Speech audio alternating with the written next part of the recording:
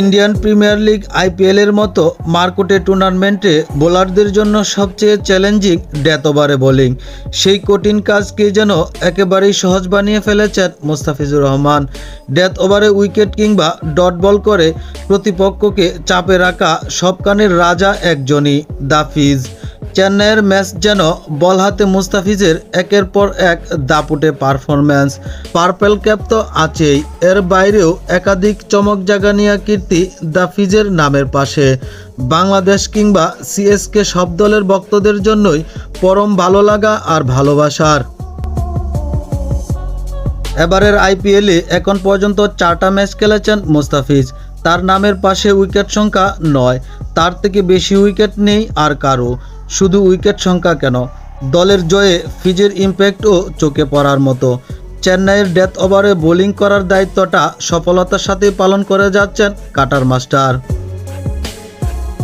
মুস্তাফিজের সেরা পারফরম্যান্স বের করে আনার পরিকল্পনায় শতভাগ সফল চেন্নাইয়ের টিম ম্যানেজমেন্ট। প্রায় প্রতি ম্যাচেই 3 স্পেলে বোলিং করানো হচ্ছে মুস্তাফিজকে।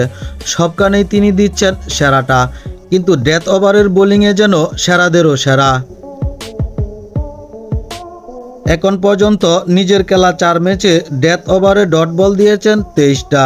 ডেথ ওভারে ডট বলের রাজা তো তিনিই। 2-এ থাকা লখনউয়ের আফগান পেসার নাবিউল হক ফিজের চেয়ে বেশ পিছিয়ে। ডেথ ওভারে নাবিউলের ডট বলের সংখ্যা 15। শুধু ডট বল কেন, ডেথ ওভারে উইকেট তোলার ক্ষেত্রেও সেরাদের কাতারে মুস্তাফিজ। নিজের শিকার করা 9টা উইকেটের মধ্যে 4টাই পেয়েছেন ডেথ ওভারে।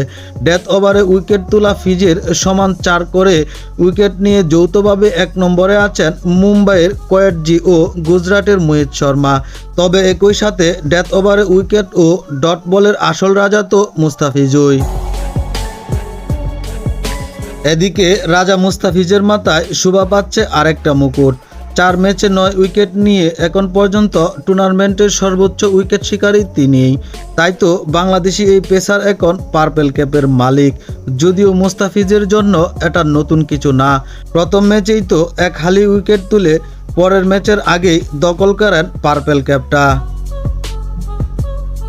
এরপর মাঝে টি-20 বিশ্বকাপের জন্য আমেরিকা ভিসা প্রক্রিয়ায় অংশ নিতে দেশে ফিরলে একটা ম্যাচ মিস করেন মুস্তাফিজ। তখন হারিয়ে ফেলেন পার্পেল ক্যাপ। তবে চেন্নাইয়ে ফিরেই কলকাতার জোড়া উইকেট তুলে আবারও পার্পেল ক্যাপ তার নিজের করে নেন। উইকেট এর সাথে দাপটে বোলিং তো চলছেই। আইপিএলে এভাবেই কাটার মাস্টারের মাস্টারি চলুক, সেটাই তো প্রত্যাশা ফিজ ভক্তদের।